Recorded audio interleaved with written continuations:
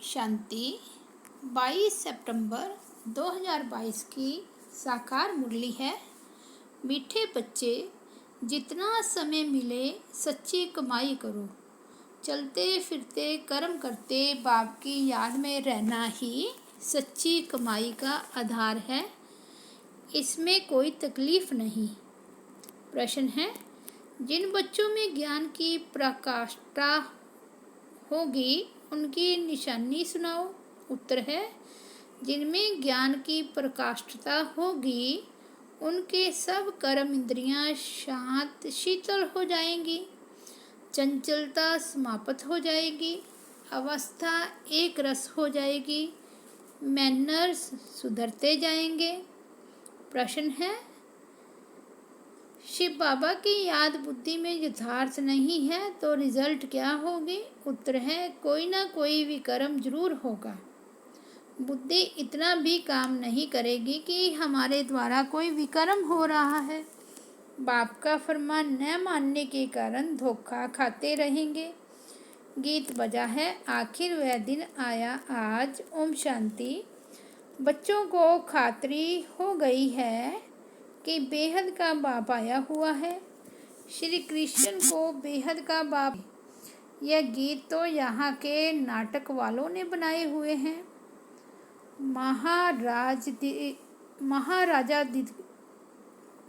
महाराजाधिराज श्री कृष्ण के लिए कहते हैं। बाप कहते हैं, मैं तो नहीं बनता हूँ, तो बच्चों को बनाता हूँ। तो इन गीतों से भी कुछ ना कुछ अच्छा अर्थ निकलता है। बेहद का बाप गरीब निवाज जरूर है। जिस भारत को साहूकार बनाते हैं वह भारत अब गरीब बन गया है। भारत में ही उनका जन्म होता है और कहीं उनका जन्म गाया हुआ नहीं है। भले पूजा करते हैं, कोई भी नेशन में यह चित्र है नहीं। चित्र है परंतु जन्म तो यहाँ होता है ना। जैसे क्राइस्ट का जन्म और कोई जगह है परंतु चित्र तो यहाँ भी है ना। तो भारत को गॉड फादर का बर्थ प्लेस कहेंगे। मनुष्य तो कुछ समझते नहीं, वे तो ईश्वर को सर्वव्यापी कह देते हैं। आगे तुमको भी पता नहीं था, अभी जानते हो कि भारत पतित पावन परम पिता परमात्मा का बर्थ प्लेस है। मनुष्य तो समझते हैं, मनुष्य तो कुछ समझते नहीं। आगे तुमको भी पता नहीं था, अभी जानते हो कि भारत पतित पावन परम पिता परमात्मा का बर्थ प्लेस है। मनुष्य तो समझते हैं कि परमात्मा तो जन्म मरण से न्यारा है। हाँ, मरण से बेशक न्यारा है, क्योंकि उनका अपना शरीर तो है नहीं। बाकी जन्म तो होता है ना। बाप कहते हैं, मैं आया हूँ, मेरा दिव्य जन्म है। और मनुष्य तो गर्भ में प्रवेश कर फिर छोटे से बड़ा बनते हैं। मैं ऐसा नहीं बनता हूँ। हाँ, कृष्ण माँ के गर्भ में जाते हैं, छोटे से बड़ा बनते हैं। हर एक आत्मा अपनी माँ के गर्भ में प्रवेश कर जन्म लेती है। यह मनुष्य मात्र की बात है। मनुष्य ही कंगाल, मनुष्य ही सिरताज बनते हैं। भारत सतयुग आदि में डबल सिरताज था। पवित्रता की निशानी रहती है। पवित्रता का ताज और रतन जड़ित ताज था ना। पवित्रता गुम हो जाने के बाद सिर्फ एक ताज रहता है। विश्व का मालिक थे, फिर पुनर्जन्म लेते लेते एक ताज गुम हो गया, फिर सिंगल ताज वाले बने। यह ज्ञान की बातें हैं। पूज्य से पुजारी बनने के कारण एक ताज गुम हो जाता है। रजाएं पतित होते आए हैं और जो पावन रजाएं सूर्यवंशी चंद्रवंशी पास्ट हो गए हैं उनके चित्रों की पूजा करते आए हैं। जो पवित्र पूज्य थे वही फिर पुजारी बने हैं। उनको ही 84 जन्म भोगने पड़ते हैं। जो भारत कल पूज्य था सो अब पुजारी बना है। फिर पुजारी गरीब से पूछे साहूकार बनना है, अब तो कितना गरीब है। कहाँ हेमन के महल थे, मंदिर के ऊपर भी कितने हीरे जवाहरात जड़े हुए थे। तो वह अपना महल तो और ही अच्छा बनाते होंगे ना। अभी तो कितना गरीब है। गरीब से साहूकार अभी तुम फिर बनते हो। पुरुषार्थ तुम बच्चों को करना है, युक्तियाँ रोज बतलाते हैं। जितना टाइम फुर्सत मिले यह याद की कमाई करनी है। ऐसे बहुत काम होते हैं जिनमें बुद्धि नहीं लगानी होती है, कोई कोई में बुद्धि लगानी पड़ती है।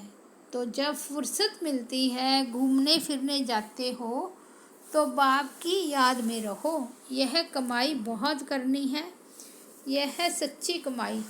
बाकी तो वह है अल्पकाल के लिए झूठी कमाई। यह शिक्षा तुम बच्चों को अभी ही मिलती है।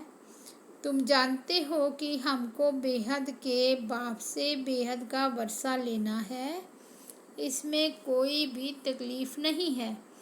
घर बार भी नहीं छुड़ाते हैं, सिर्फ कहते हैं बच्चे विकार में नहीं जाना है। इस पर ही अक्सर करके झगड़ा चलता है, और सत्संगों में ऐसे झगड़े थोड़े ही होते हैं। वहाँ तो जो सुनाया वह सत सत कहकर चले जाते हैं, झगड़ा यहाँ होता है। इस रुद्र ज्ञान यज्ञ में असुरों के विघ्न जरूर पड़ेंगे, अबलाओं पर अत्याचार होते हैं। जैसे द्रौपदी को भी दिखाते हैं, पुकारा है कि बाबा हमें यह नग्न करते हैं, इनसे बचाओ। बाप की तो शिक्षा है कि कभी भी नग्न नहीं होना है। जब एक रस अवस्था हो जाए तब यह कर्म इंद्रियां शीतल हो, तब तक कोई ना कोई चंचलता चलती रहेगी।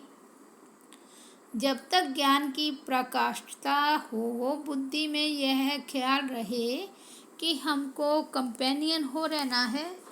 विलायत में बहुत बूढ़े वानप्रस्थी होते हैं, समझते हैं पिछाड़ी में कौन मालिक बनेंगे। बाल बच्चे तो है नहीं, इसलिए पिछाड़ी में कंपेनियन बना लेते हैं। फिर भी कुछ उनको देकर चले जाते हैं।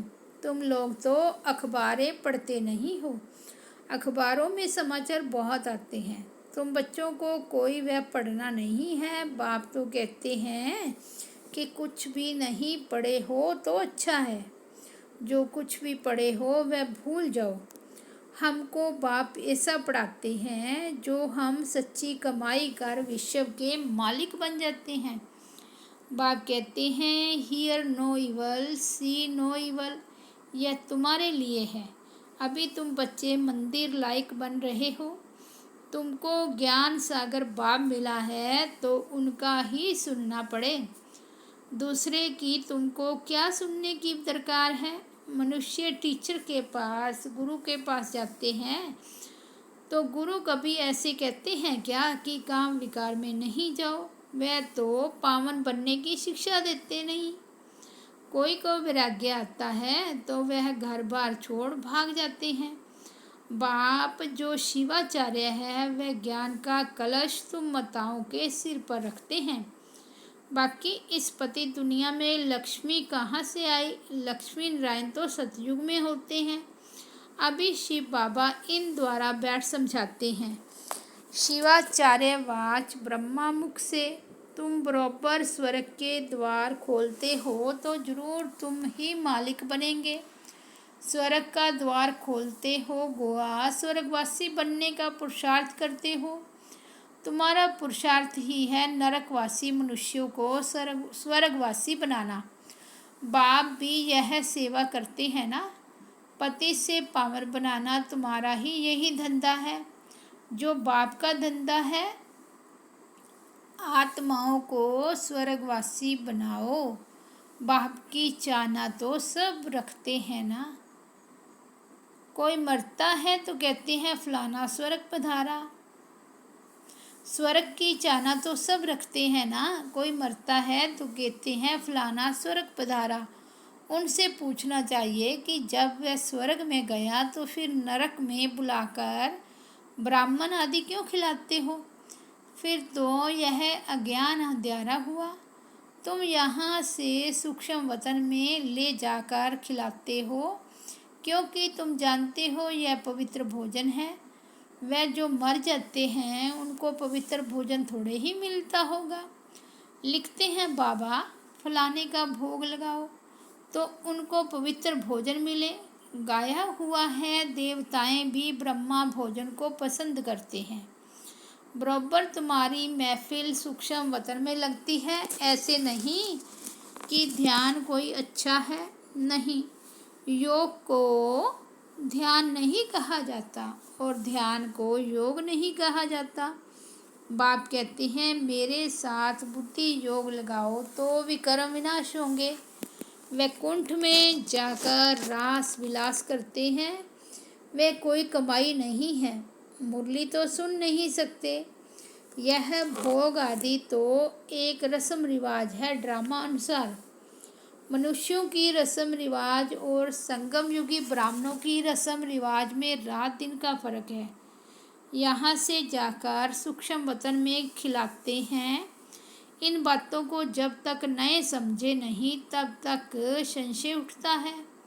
हम कहेंगे ड्रामा अनुसार इसकी तकदीर में नहीं है तो संशय पड़ा और चला गया। फिक्र की बात नहीं, इनकी तकदीर में नहीं था। पहली बात भूल जाते हैं कि हमको बाप से वर्षा लेना है। कोई बात में संशय बुद्धि बन पड़ते हैं। अरे हमारा काम है वर्षे से, हम पढ़ाई फिर क्यों छोड़ें? मुरली तो सुनना है ना। निराकार बाप तुमको डायरेक्शन कैसे सुनाएंगे? उनको मुख जरूर चाहिए। ब्रह्मा मुख से अथवा ब्रह्मा कुमार कुमारियों से सुनना है। कोई बाहर में दूर चले जाते हैं, मुरली भी नहीं मिल सकती है तो बाप कहते हैं कोई हर्जा नहीं है, तुम याद में रहो और सब दर्शन चक्कर घुमाते रहो। यह बाप की श्रीमत मिली हुई है। कहाँ भी हो तुम लड़ाई के मैदान में हो। बाप मिलिट्री वालों को भी समझाते हैं कि तुमको वह सर्विस तो करनी है, यह तो तुम्हारा धंधा है, शहर की संभाल करना है।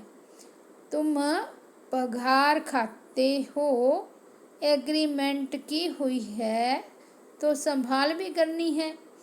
बुद्धि में लक्ष्य तो बैठा हुआ है। बेहद का बाप स्वर्ग का रचयिता है। वे कहते हैं बच्चे तुम मेरी याद में रहो तो विकर्म विनाश होंगे। शिव बाबा की याद में रहकर खाओ तो कोई ऐसी चीज़ होगी वह पवित्र हो जाएगी। जितना हो सके परहेज भी रखनी है। लाचारी हालत में बाबा को याद करके खाओ, इसमें ही मेहनत है। ज्ञान को युद्ध नहीं कहा जाता, याद में ही युद्ध होती है। याद से ही विकर्म विनाश होंगे। माया का थप्पड़ नहीं लगेगा, देह अभिमानी नहीं बनेंगे। तुम अपने को आत्मा समझो। तुम शरीर को याद करते रहते हो, आत्मा को भूल गए हो। इसलिए पूछा जाता है आत्मा का बाप कौन है? उनको जानते हो? उनका नाम रूप देश काल लिखो। उनमें भी वैरायटी लिखते हैं। कोई लिखते आत्मा का बाप हनुमान है, कोई लिखते कितना अज्ञान है, कोई क्या लिखते हैं कितना अज्ञान है। तो फिर समझाया जाता है आत्मा तो है निराकार, तुम्हारा गुरु तो साकार है। निराकार का बाप साकार कैसे होगा? समझाने की प्रैक्टिस पर सारा मदार है। और साथ में मैनर्स भी अच्छे चाहिए। बहुत अच्छे अच्छे बोलने वाले हैं, दूसरे को तीर अच्छा लग जाता है। खुद में मैनर्स न होने कारण उन्नति होती नहीं। याद बहुत अच्छी चाहिए। कोई तो ज्ञान बहुत अच्छा सुनाते हैं, योग कुछ भी नहीं। ऐसे नहीं कि योग बगैर ज्ञान की धारणा नहीं हो सकती है, धारणा तो हो जाती है। समझो किसको हिस्ट्री ज्योग्राफी सुनाते हैं, वह तो झट बुद्धि में बैठ जाएगा। बाबा की याद का कुछ भी बुद्धि में नहीं होगा। मांस मदिरा भी खाते होंगे। यह तो एक कहानी है, वह याद पढ़ना तो सहज है। हिस्ट्री ज्योग्राफी बुद्धि में आ जाती है। याद की बात ही नहीं, पवित्रता की भी बात नहीं। ऐसे भी बहुत हैं शिव बाबा को याद नहीं करते तो विक्रम विनाश होते नहीं, और ही जास्ती विक्रम करते रहते हैं।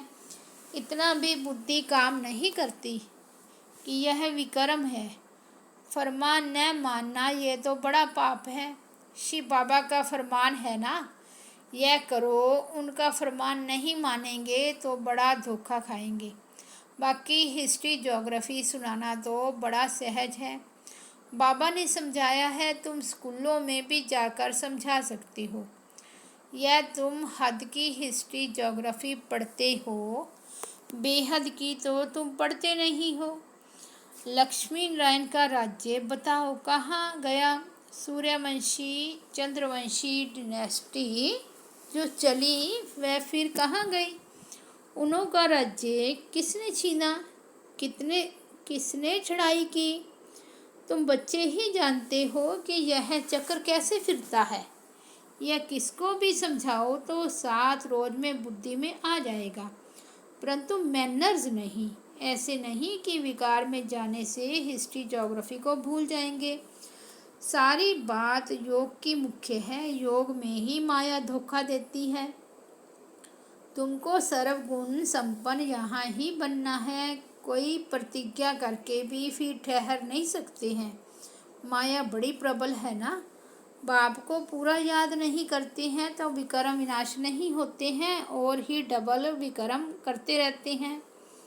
उनको पता भी नहीं पड़ता और कहने से भी समझ नहीं सकते।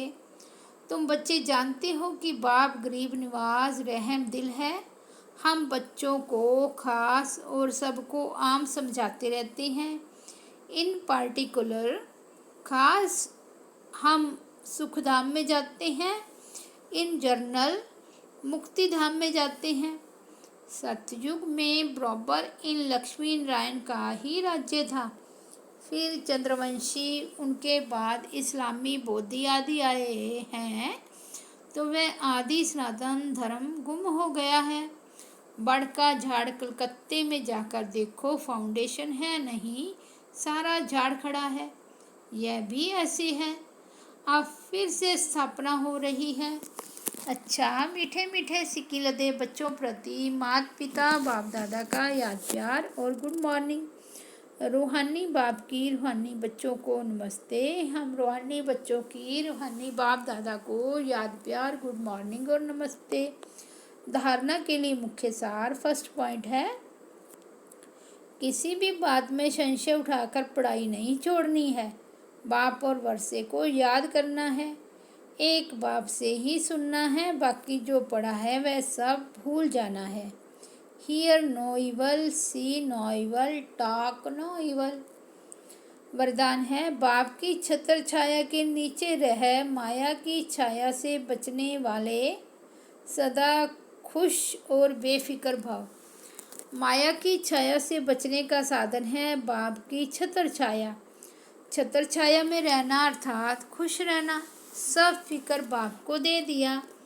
जिनकी खुशी गुम होती है, कमज़ोर हो जाते हैं, उन पर माया की छाया का प्रभाव पड़ ही जाता है, क्योंकि कमजोरी माया का आवाहन करती है। अगर स्वप्न में भी माया की छाया पड़ गई तो परेशान होते रहेंगे, युद्ध करनी पड़ेगी। इसलिए सदा बाप की छत्र छाया में रहो, याद ही छत्र छाया है। स्लोगन है, जिनका मुरली से प्यार है वही मास्टर मुरलीधर हैं। अच्छा, ओम शांति।